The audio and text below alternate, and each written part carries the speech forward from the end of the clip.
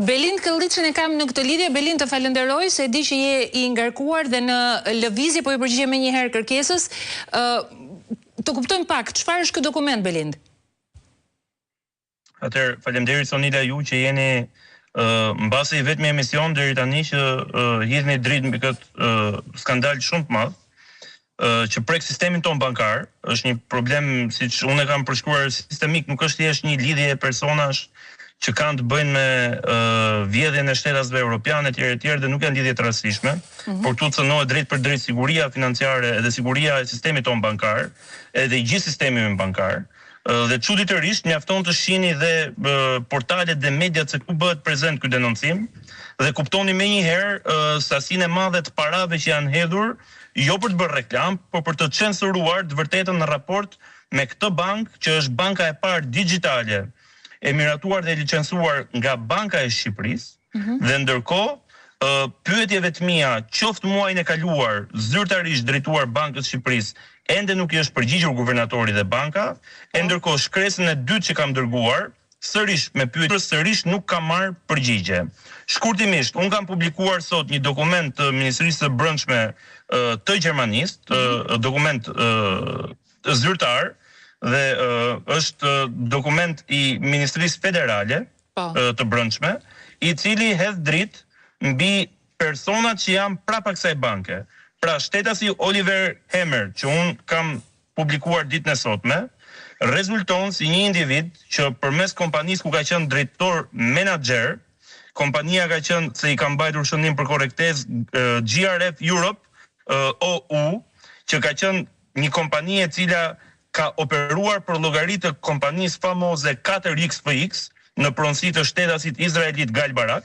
Të dy këta shtetas janë dënuar me 4 vite burgim për ngritjen e një skeme mashtrimi përmes biznesit të call centerave në vlerën e të paktën 200 milion eurove që i kanë vjedhur shtetasve antar të Bashkimit Evropian në vende si Austria, Gjermania, Italia dhe pse jo edhe jashtë BE-s tashmë shtetasve britanik. U kanë vjedhur të paktën 200 milion euro me këtë biznes.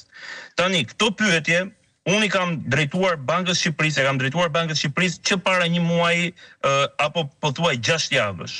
Cila është eksperienca e kësaj kompanie, kompanisë Constador Ltd, që zotron 71% të Jetbankut dhe që zotrohet dhe që ka drejtor të përgjithshëm po këtë individ, Oliver Hemmerin, që ka qenë i dënuar me 4 vite burgim për zhvatjen e qytetarëve të Bashkimit Evropian, bazuar në dokumenta zyrtare të Ministrisë së Brendshme Federale në Gjermani. Pra, cila është eksperienca e këtyre individëve? A rezultojnë këta individ të përfshirë në skemat e mashtrimit Forex apo jo? Dhe përgjigja ka qenë qesharake, ajo që ka ardhur nga Banka e Shqipërisë herën e parë. Përgjigja ka qenë që këtyre rezultonte që në subjektin Forex zotëria nuk kishte punuar ndonjëherë. Ndërkohë unë nuk i pyeta për subjekt, po e kam pyetur për platformat e mashtrimit online që i bëjnë qytetarëve evropian me Forex dhe nuk kam marrë ende përgjigje. Kam kërkuar informacion në raport me depozitën që këta duhet bëjnë në Bankën e Shqipërisë, duhet depozitojnë 10 milion euro për të marrë licencën e bankës dhe kam pyetur për burimin e parave. A është i lishëm apo jo? A ka bërë shteti shqiptar, Banka e Shqipërisë, a ka bërë një diligjencë në raport me burimin e parave nga kanë ardhur? A janë ato të lishme?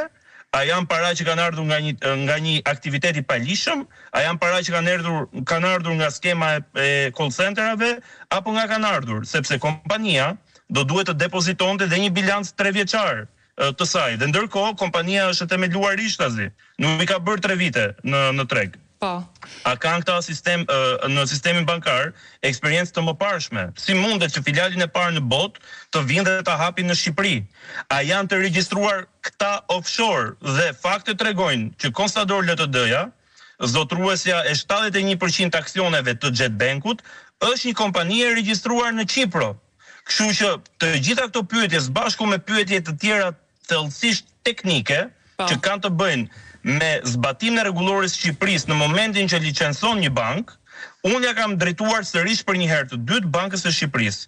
Sot që ne flasim, ende nuk kam marrë një përgjigje, edhe pse kanë kaluar mbi 3 javë dhe me sa duket e ka shumë të vështirë Banka e Shqipërisë të japë një përgjigje të vërtetë dhe një përgjigje pa mashtruar në të, në raport me këtë mega skandal që në gjykimin tim do duhet të hetohet shumë seriozisht edhe nga Agjencia e Inteligjencës Financiare në vendin tonë, por edhe duhet një hetim parlamentar, se flitet këtu për paratë e qytetarëve shqiptar dhe kemi të bëjmë me persona që janë të dënuar me vite burg për zhvatjen e qytetarëve të Bashkimit Evropian. Vetëm një moment të saktësoj diçka. Belin, vetëm një moment të saktësoj diçka. Ju do të më ktheni pak dokumentin.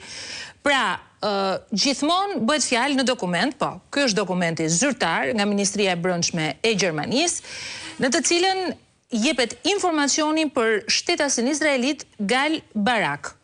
Ai është i dënuar me 4 vite burgim në Austri, pasi ka ngritur një skemë mashtrimi me call center me një dëm të vlerësuar prej 200 milionë eurosh në disa shtete europiane si Angli, Austri, Gjermani dhe Spanjë.